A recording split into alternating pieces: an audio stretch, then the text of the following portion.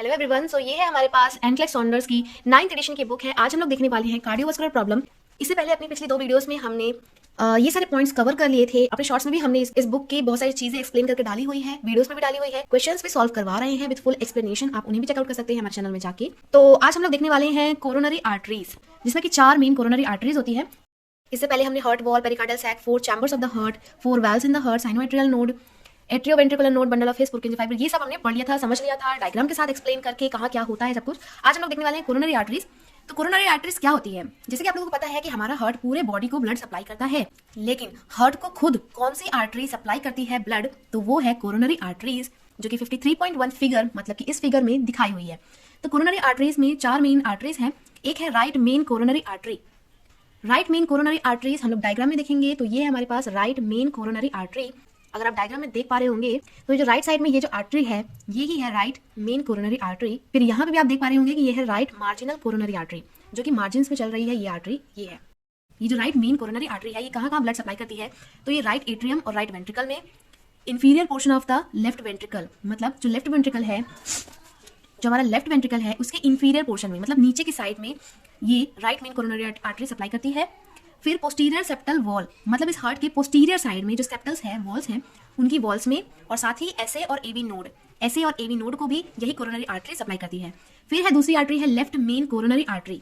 Left main coronary artery है हमारी ये वाली है लेफ्ट मेन कोरोनरी आर्टरी, जो कि हार्ट को सप्लाई करती है। तो ये जो लेफ्ट मेन कोरोनरी आर्टरी है, इसके अंदर 2 मेजर ब्रांचेस होती हैं। एक ब्रांच होती है लेफ्ट एंटीरियर डिसेंडिंग आर्टरी, जिसको हम लोग एलएडी कहते हैं, और दूसरा है सर्कमफ्लेक्स आर्टरी। ये left anterior descending coronary artery, ये जो आर्टरी नीचे जा रही है ये वाली, और ये जो सर्कमफ्लेक्स कोरोनरी आर्टरी है, और ये भी एक ब्रांच है। ये दोनों ब्रांचेस हैं किसकी? लेफ्ट मेन कोरोनरी आर्टरी की। सो जो एलईडी होती है वो कहाँ ब्लड सप्लाई करती है? तो वो anterior wall of the left ventricle, जो लेफ्ट वेंट्रिकल है उसकी एंटीरियर वॉल, मतलब आगे साइड की जो वॉल है उसको सप्लाई करती है। साथ ही एंटीरियर वेंट्रिकुलर सेप्टम, ये जो सेप्टम है इसके एंटीरियर पार्ट को सप्लाई करती है। और जो हार्ट का एपेक्स है, एपेक्स हमारा लेफ्ट वेंट्रिकल से बनता है, तो उस एपेक्स को भी ये एलईडी आर्टरी सप्लाई करती है। फिर सर्कमफ्लेक्स जो आर्टरी है, सर्कमफ्लेक्स कहाँ सप्लाई करती है? तो ये लेफ्ट एट्रियम में करती है, लेफ्ट एट्रियम में, और लैटरल और posterior surface of the left ventricle. Lateral मतलब साइड का, पोस्टीरियर मतलब पीछे साइड का। लेफ्ट वेंट्रिकल के लैटरल और पोस्टीरियर सरफेस को भी सर्कमफ्लेक्स आर्टरी सप्लाई करती है। तो ये था कोरोनरी आर्टरीज। अब यहाँ पे इंपॉर्टेंट पॉइंट लिखा है कि the coronary artery supply the capillaries of the myocardium with blood. If blockage occur in these artery the client is at risk of myocardial infarction. जैसे कि हमको पता है मायोकार्डियल इंफाक्शन मतलब होता है हार्ट अटैक। अगर इन्हीं कोरोनरी आर्टरीज में कहीं भी ब्लॉकेज हो गया, रुकावट हो गई, ब्लड सप्लाई नहीं पहुंच पा रहा, उसके कारण मायोकार्डियल इंफाक्शन हो जाता है। अब हम लोग देखेंगे हार्ट साउंड। हार्ट में कितनी साउंड होती है? 2 तो आपने पढ़ा ही होगा, लब डब। आज हम लोग 4 साउंड पढ़ेंगे। हार्ट की 4 साउंड होती है। मेन तो 2 ही होती है, S1 S2। तो पहला है first heart sound. S1 is heard as the anterior ventricular valve close and is loudest at the apex of the heart. क्या कह रहा है कि जो हमारा फर्स्ट हार्ट साउंड है S1 वो लाउडेस्ट होता है।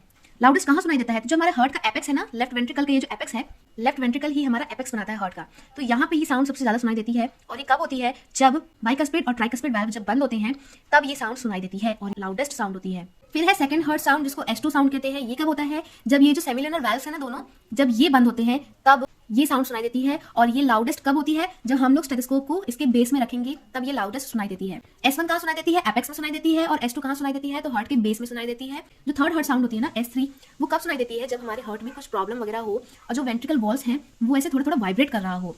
कुछ प्रॉब्लम वगैरह कब? जब अगर कभी किसी को हार्ट फेलियर वगैरह हो, या फिर वैल्वुलर रिगर्जिटेशन, मतलब ब्लड ऊपर नीचे ऐसे अनइक्वल एबनॉर्मल तरीके से हो रहा हो, तो हमको S3 सुनाई देती है। बेसिकली ये जो थर्ड हार्ट साउंड है ना, ये इतना ज्यादा सीरियस नहीं माना जाता है, क्योंकि 30 साल से कम एज वाले जो होते हैं ना, उनमें बहुत लोगों में ये एक नॉर्मल फाइंडिंग होती है, उनमें ये होता रहता है।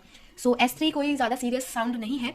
बट ये क्यों होता है ये हमको याद रखना है। क्यों होता है? क्योंकि वेंट्रिकुलर वॉल्व के वाइब्रेट होने के कारण होता है, जो कि इंडिकेट कर सकता है कि इस पेशेंट को हार्ट फेलियर या फिर वैल्वुलर रिगर्जिटेशन हो रहा है।